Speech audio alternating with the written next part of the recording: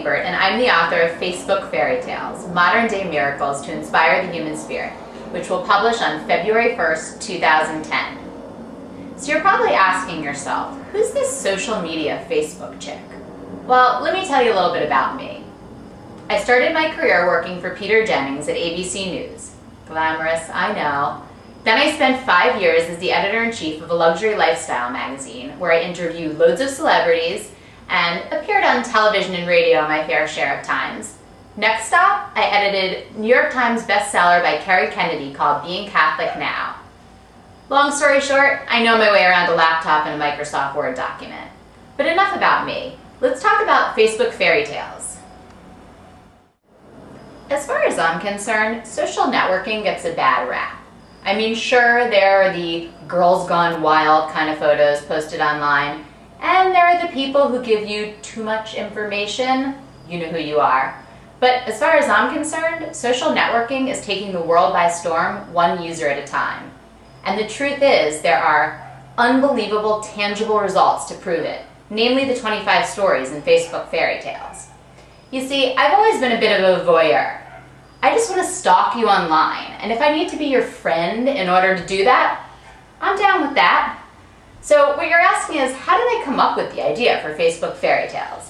Well, when I joined Facebook a few years ago and ultimately realized that it's connecting 250 million people around the world, I started thinking, what's coming of these 250 million connections? I mean, there's got to be something more than I reconnected with my 10th grade boyfriend and he forgave me for cheating on him, right?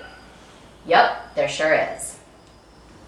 So you're saying we get it. There are 250 million connections on Facebook, and there are some amazing stories that are coming from this. But how amazing could they really be? Well, I'm here to tell you, pretty amazing. Imagine receiving a kidney from a stranger over 1,000 miles away through a mutual friend status update. Or reuniting with your long-lost sister after 40 years. What about adopting a child through Facebook? Or being the victim of a hit-and-run accident and tracking down the culprit through a Facebook group? How about friending your country's prime minister and casually inviting him to come speak at your school and actually having him do it? A presidential election was won. A child's life was saved across an ocean, and a runaway teen was found. Jobs are being secured, businesses are experiencing rampant growth, and it's all because of Facebook. The good news is, someone's amassed that collection of stories, and it's me, and you're going to see them in Facebook Fairytales this February.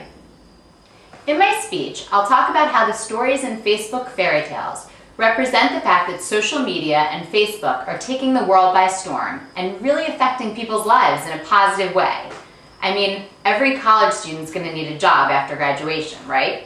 Stick with me, and you'll be kicking your feet up on your desk at Microsoft in no time. I'll also divulge the juicy details of my interview with the usually press-shy Mark Zuckerberg, who's the CEO and founder of Facebook.